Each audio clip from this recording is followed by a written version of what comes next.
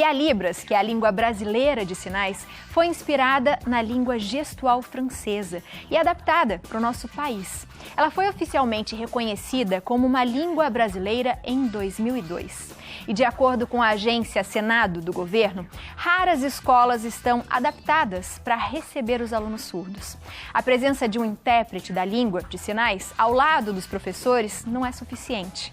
E por um lado, muitas crianças surdas chegam ao colégio sem saber língua nenhuma e vão ter que aprender a Libras do zero. Por outro, as que já sabem a língua de sinais não encontram professores preparados para ensinar o português escrito. Para falar sobre esse assunto, eu recebo o professor de Libras, com mais de 20 anos de experiência, Rogério Gonçalves. Professor, seja bem-vindo ao nosso Santa Receita, num dia tão especial, viu? Muito obrigado pelo convite, estou muito honrado. Prazer enorme estar aqui. Professor, eu queria que o senhor começasse falando com a gente como é que você se interessou para fazer a Libras, para dar aula, para conversar com essas pessoas? Realmente é uma história bastante interessante, porque a minha área, inicialmente, é da área de informática, de redes de computadores, eletrônica. Porém, sempre, como católico, sempre participei do pastoral da juventude, sempre participei da igreja e, ao mesmo tempo que eu estava trabalhando, já cheguei até a ter uma empresa própria disso, participando das missas, comecei a ver, uns bons anos atrás, aparecerem os intérpretes, os surdos, aquilo me chamou muita atenção. Comecei a gostar, queria aprender.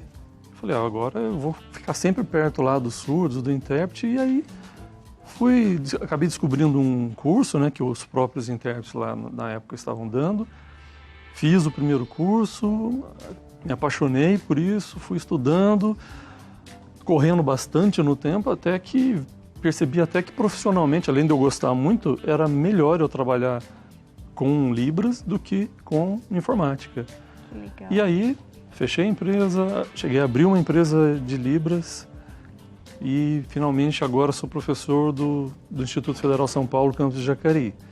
Realmente é apaixonante estudar, porque, além de tudo, como você já falou, é uma questão de inclusão, é fazer o bem para essas pessoas, para essa comunidade imensa, bastante desamparada, com uma série de outras comunidades, porém é muito gratificante ver que estudar e pesquisar a favor dos surdos. Então, não podia ter escolhido coisa melhor, graças a Deus. E a gente falou muito de educação, né? Sim. A gente fala da nossa língua portuguesa, a gente fala da própria educação mesmo, que a gente tem que ainda vencer muita coisa. A gente viu muito isso na nossa pandemia, né? É verdade. Como faltam estruturas para os professores e para as escolas.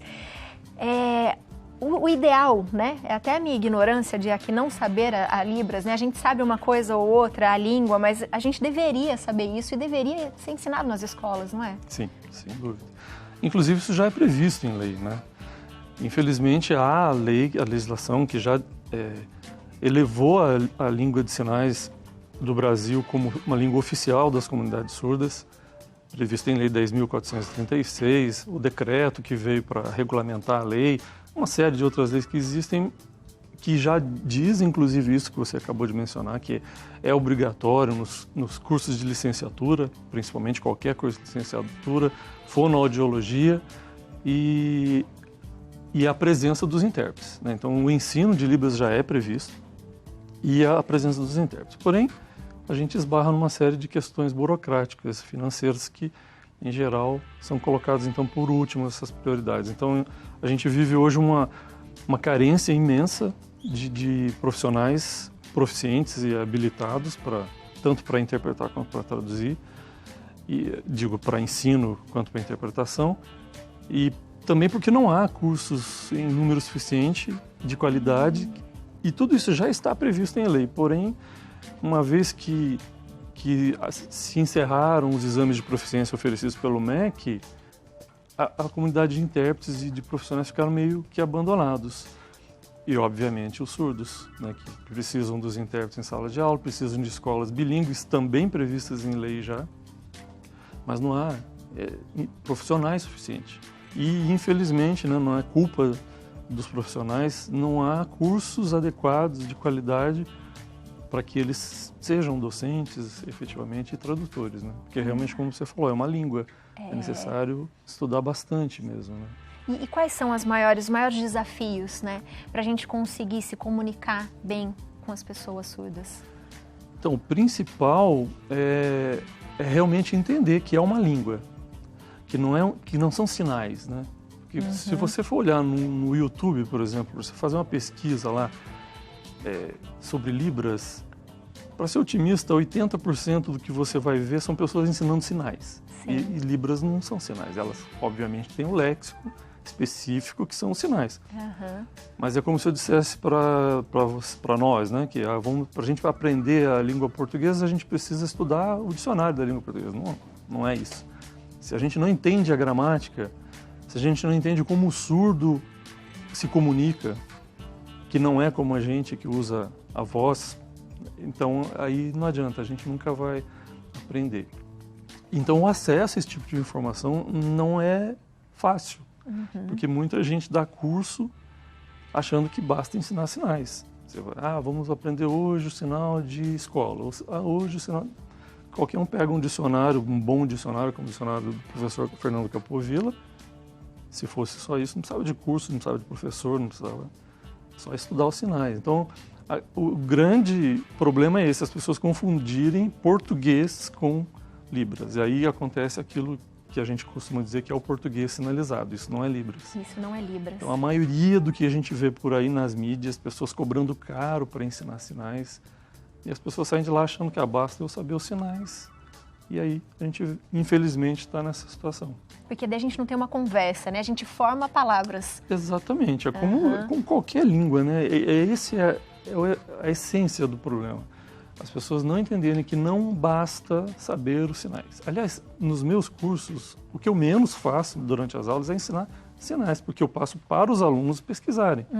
Porque senão eu vou ficar lá 1 hora, 2 horas ensinando sinais e a gente não acaba, porque a quantidade de sinais, né, não é tão grande quanto a língua portuguesa, né, o léxico da língua portuguesa, mas são muitos sinais. Então eu não faço isso, passo para os alunos estudarem e ensino sim a gramática.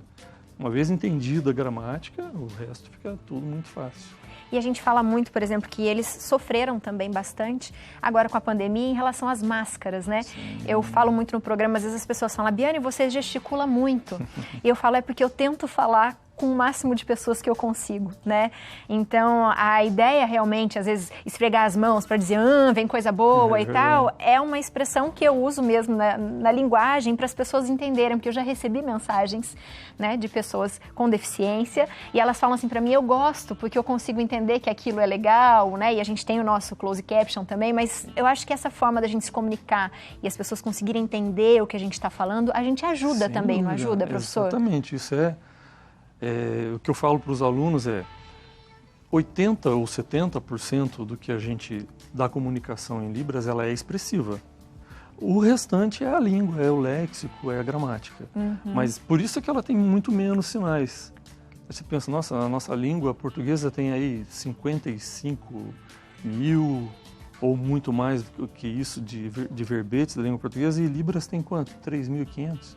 Como é que você vai conseguir falar a mesma coisa da língua portuguesa? Consegue, porque ela não depende do léxico, e sim disso que você falou, da expressão. Expressiva, por isso que ela é uma língua gesto-visual, né? Porque ela não depende só dos sinais, se fosse seria mímica. Né? Exato. Então ela depende exatamente disso, a expressão. Então quanto mais a gente tem essa característica que você tem de se expressar, de mostrar realmente os sentimentos, garanto para você, com um curso de Libras, você vai se tornar uma excelente intérprete, né? Não necessariamente como profissão, porém, mas vai conseguir se comunicar. Para a gente conseguir se comunicar, e eu farei isso, com certeza, é uma das minhas metas, viu? Porque é muito bom. Faça isso Professor, para saber então de você, como né, trabalhar com essas pessoas? O que você aprende com elas? É um prazer imenso mesmo. Transformou minha vida completamente, né? Principalmente por isso que nós estamos conversando. É muito difícil, ou quase impossível, você mentir para o surdo. Porque ele está muito atento a qualquer traço expressivo seu. Ele sabe, se você não está bem, não adianta você querer enganá-lo, né? E eu tinha muito problema. Eu já dava aula de informática, eu tinha muita dificuldade de dar aula. E a Libras me libertou disso também. Eu tive que me expressar bem. Tinha que perder o medo de se expressar, né? Então, é uma série de vantagens.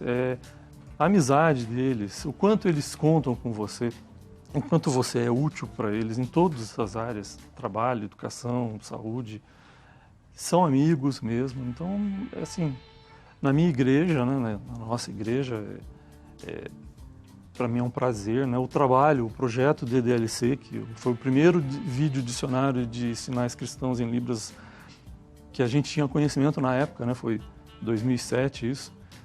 E foi assim uma coisa espantosa, né? O quanto isso alcançou em termos de mídia e o quanto foi bom para os intérpretes, né? Porque na época a gente só tinha apostila e ainda assim era uma apostila que foi elaborada por uma igreja cristã, porém evangélica, mas a gente usava, porque era a única coisa que tinha.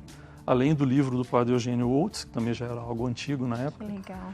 Então eu tive foi um prazer muito grande poder transformar isso em profissão, no prazer de fazer isso na minha igreja católica e junto com os surdos, que são muito meus amigos e sim, não tem mais Maravilha, é isso. uma maravilha, realmente é. Muito bom, professor. Eu vou passar o seu contato do YouTube aqui, que é Rogério Santos Libras, e as pessoas podem acessar e conversar um pouquinho com você. Sim. Parabéns pelo trabalho. Obrigada por ter vindo aqui no nosso programa hoje, viu? Agradeço mesmo. Venha sempre.